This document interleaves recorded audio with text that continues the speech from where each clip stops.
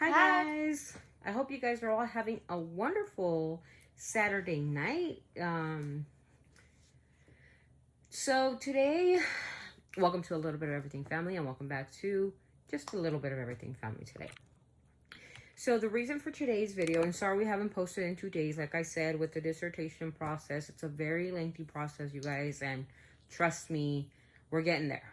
But we still have some pointers to go over, but we'll talk about that in another video. For today's video, I'm going to stay away from the rumors, and we're staying away from the gossip, and we're staying away from all that. But I want to point out something important that kind of has a hold of my life and has had a hold of my life since I was 18 years old. In the spirit of helping others and reaching out to those who suffer with conditions like mine and many people around the world, how to make our point. Health is something that is very real, and it affects millions of people a year. Okay, I am a sufferer of PTSD and anxiety disorder. I've had this condition since I was 18 years old. The backstory to it is I was involved in an accident at the age of 18. I actually died at the accident and was revived. So I'm lucky, and I thank God. Thank Jesus. Yes, I do. God. Thank Jesus and God, because He gave me a second chance at life. I wasn't supposed to make it. But I guess through the grace and glory of God, I'm here today. PTSD came along with coming back to the world. I was afraid of everything. Extremely horrible physical damage done to both my face, my legs. Yeah. So there's some things that came with the accident. Medical attention or psychological attention. I just let it go.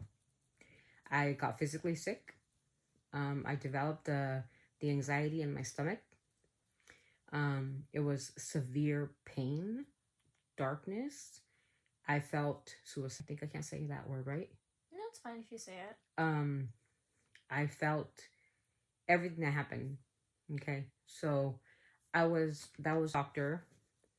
I wouldn't want to go to doctors here in the States. I was so scared of going to a hospital again because of what I experienced during the experience of my hospital stay. When I got into the accident, I was actually in the coma for 7 days, and I woke up from the coma by the grace of God, and with my mom by my side. You know, I was recently married, and scared, just scared. An 18-year-old kid, scared half to death because I didn't know if I was like in the living or not. Because I remember getting out of the car with the jaws of life, because they took me off in a helicopter to the hospital, and I don't remember anything after that. I remembered that jaw dismantled from here, because I have surgery here and I have surgery here, so kind of like fall off of my face. So I have a lot going on that was going on at the time. So with that being said, like I said, PTSD became a big deal, anxiety and all that, the whole thing. But I didn't want to go to hospitals anymore. I just wanted the pain to stop, and the only way the pain would stop is if I wasn't here. So that was my mentality. My mom was scared. You know, she was really scared of everything that was going on. And one day, she collapsed in front of us, and we didn't understand why she would collapse. So she had some MRIs done and some tests. And in 2003, right after my diagnosis, because eventually she did have me get diagnosed. It was a doctor who was a Mexican doctor. He's now resting in heaven as well because he had a heart attack. Who talked to me over the phone. I didn't go to his office. I didn't, go and seek panels, and he just knew something was really wrong. After talking to him for about 2 hours, me and him just conversating, he said, I know exactly what you have. In Espanol, it's called ansiedad crónica. estomacal, gastritica.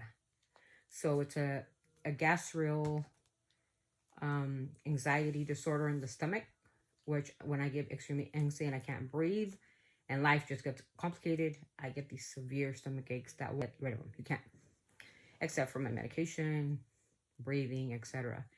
I've been to ERs multiple times. I've been to urgent cares multiple times, thinking it's a heart attack. It's never anything. It's always anxiety. It's important for me to discuss. So my mom started collapsing. After my diagnosis, she started collapsing, and I thought maybe she got it, right? Maybe she has anxiety too, because anxiety manifests in different people in different ways, right? Some people don't experience any problems. Some people just can't breathe, or some people become depressed and go out of the room. No, actually, my mom's diagnosis was a little bit harder.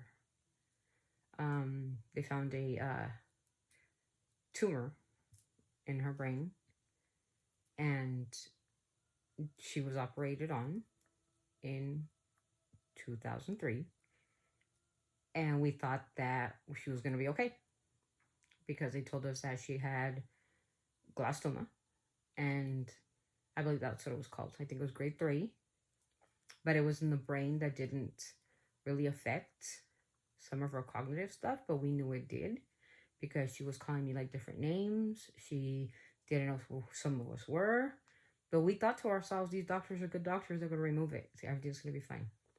This was in August of 2003. So she was okay. She was doing okay. And I was doing okay, because I was then, at that point, I was on medication. So I had to kind of like toughen up and become a woman and a mother, because she couldn't be. Remember, she was operated on. I wasn't. I was taking meds. At November of 2003, she became sick again.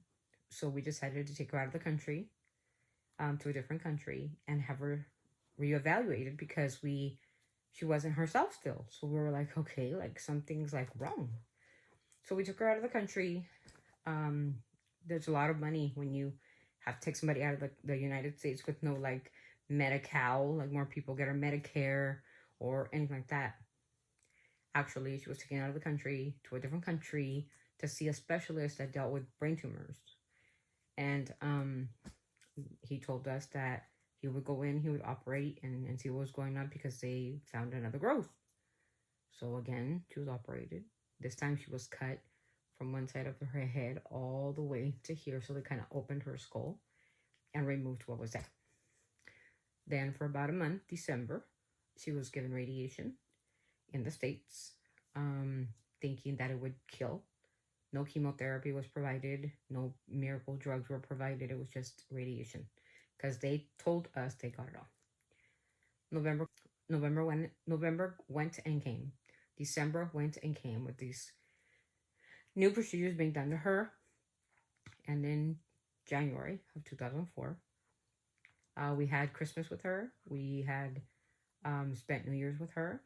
She didn't know how to open a present, which is really weird to us. Like, she didn't understand Christmas. It's like, if I think about it now, it's like all the signs were there, but we were too blind to see the signs, right? Thinking, oh, it's the radiation, oh, it's the medication she's on, whatever. On January 6th, I would feed her, right? So I would feed her. And on January 6th, I asked her to take her meds, and she called me Jorge. I don't know why she would call me that name. My name is not Jorge. My name is Emily. Which means Georgie. Yeah, which means Georgie. You know, I didn't quite understand, but that's okay. You can call me whatever you want. And I said, "Are you hungry?" And she said, "Yes." And I said, "Well, what do you want to eat?" And she goes, "Make me an egg." That for me was the biggest red flag, because my mom didn't like eggs.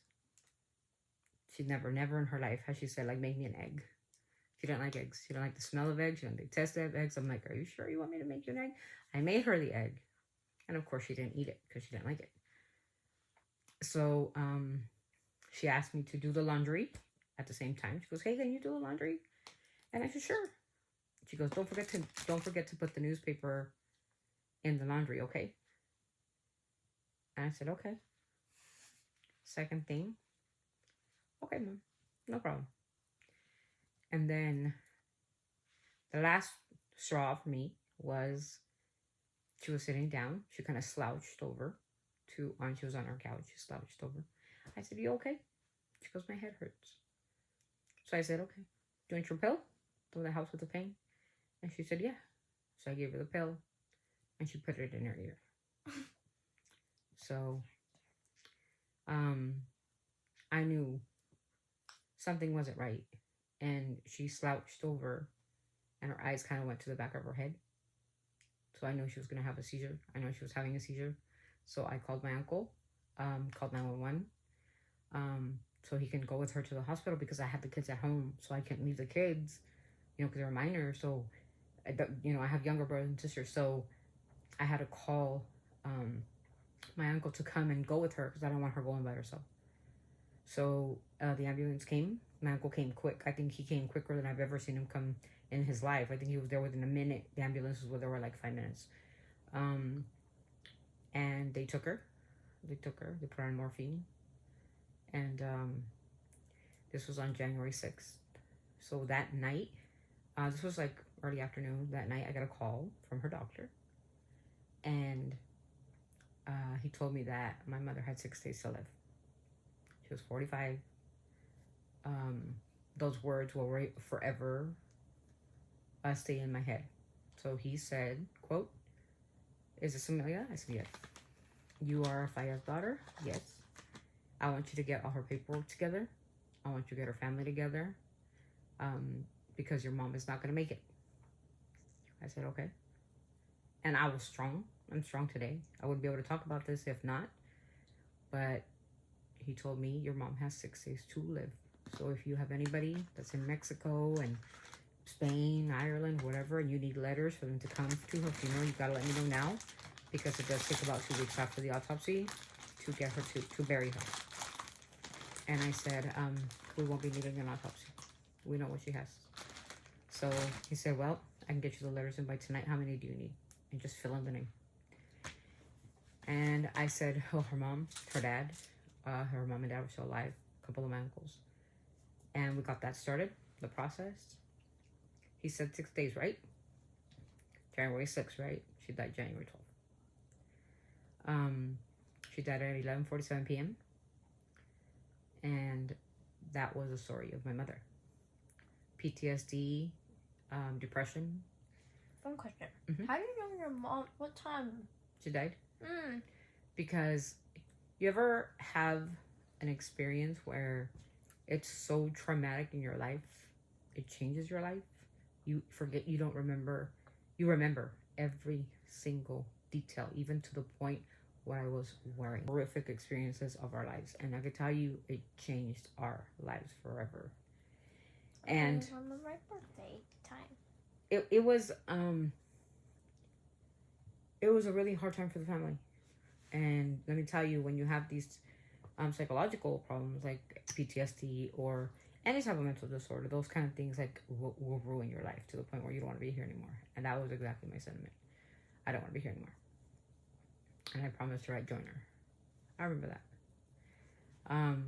But I had my little sister and I kept looking at her and saying, "Fuck, I can't leave her. Because if I leave her, then she loses too. What's she gonna do?" She was 13 years old. My daughter's age. What would she do? And I had to take on a big role. But the reason why I'm talking a little bit about my mom, and we'll talk later on, like the whole situation, funerals, not after, but the reason I'm talking about this today, you guys, is because there's a lot of people out there who suffer this condition or other conditions, mental conditions, that we need to have more empathy for. I think that mental health is very, very real because I suffer through it every day. I think that people should be understanding of those who suffer the condition. I know it gets boring when we don't go to parties, or it gets boring when we don't go places, and it gets boring because we're overwhelmed. If you would only understand what we go through to even go to a grocery store or to the bank or outside the house, if you suffer from agoraphobia, it is like the worst feeling, because nobody can understand you, only you do. And I think I'm making this video to help people who are going through this, to let them know that they're not alone. that there is a lot of us, even us who are like me, who I'm getting a PhD.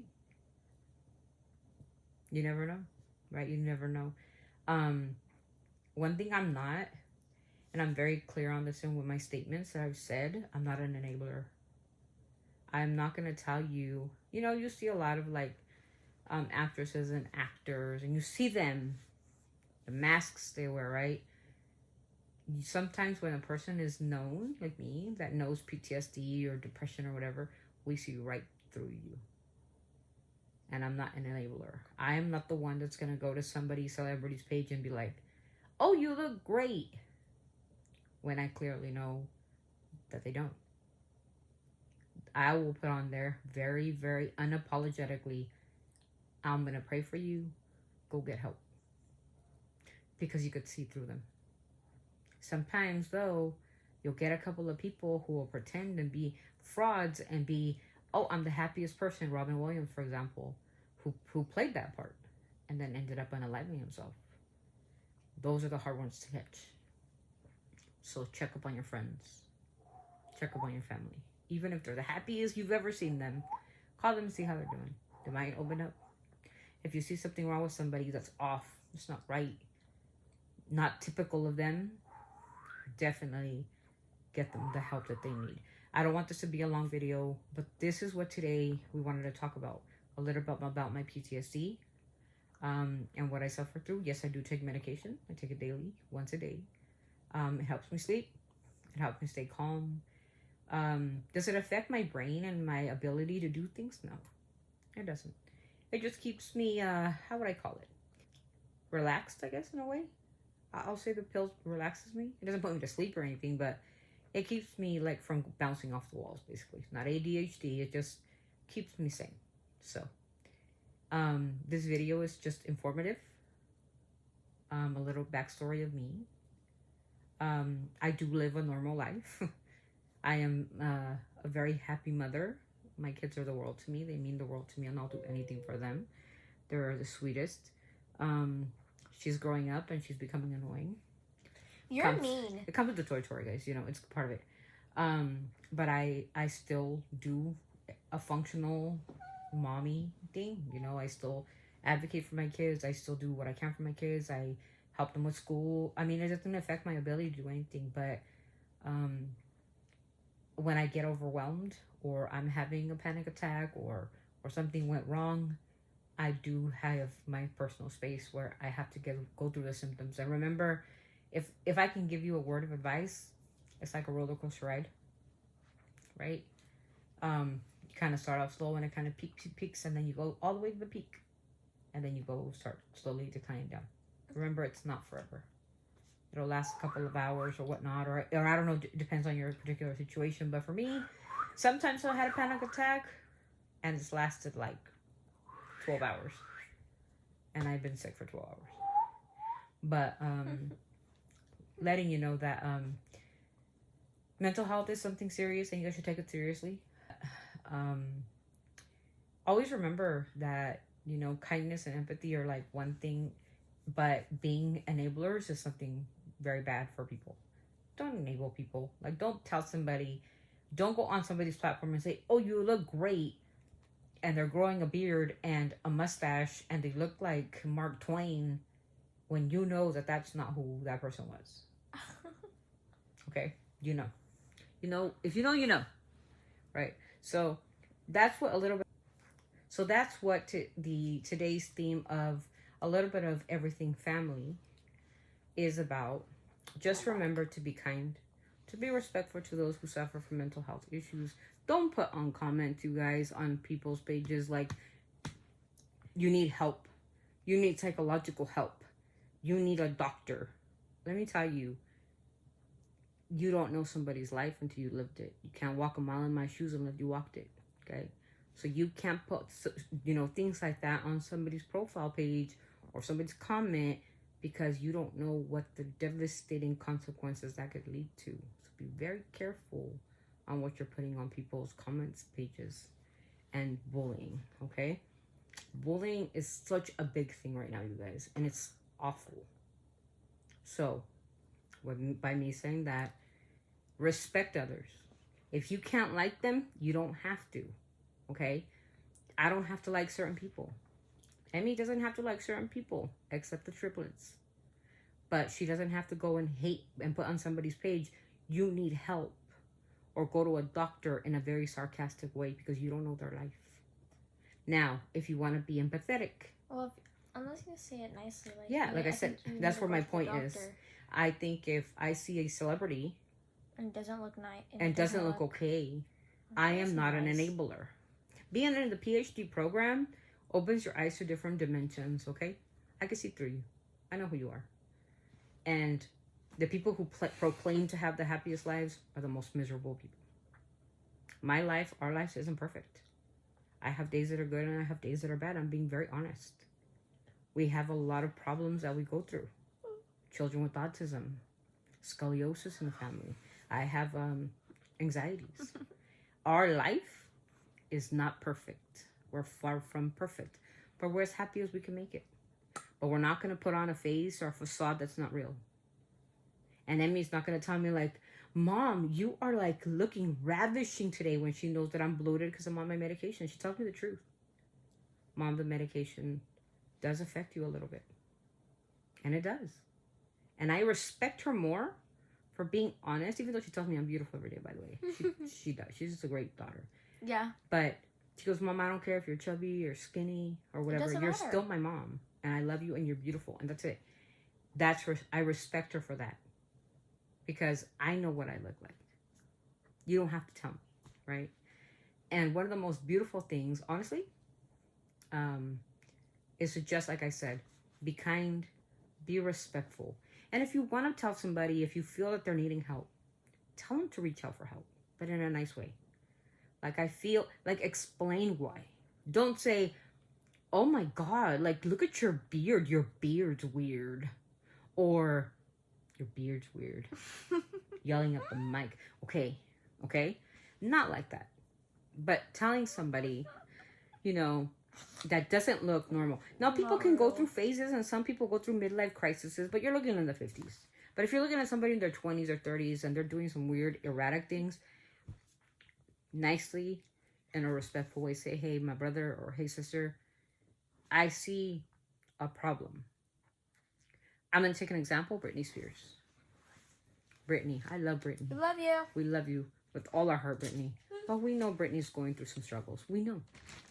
And we are sending our blessings and all our love to Britney Spears because she has gone through, I don't know, and I don't want to explain in the video. It'll be forever and a day to explain in this video. But we love you, Brit. We know you've been through so much. Miss Selena Gomez, sending all our love to you too, girl. Because we know you've been through, only you know and God knows, right? Sending all our love to you. And always resting in peace to Mr. Robin Williams. We didn't know, we couldn't see the signs. But now he's resting in heaven. Because we didn't get the signs because nobody helped. We become enablers. We say, oh, you look good. Oh, you're so funny. Oh, your movies are great. But we never see beyond that. So, with that being said, like I said, just be respectful, be kind, be empathetic, be understanding to others. If you see something wrong, that was embarrassing. It was. If you see anything wrong with somebody, let them know. Don't be an enabler. So, that was our video for today. It's not a fun video. It's not a funny video. It's a video about life and life challenges. So, as always, we're always sending our love from our family to yours. Until the next vlog, you guys.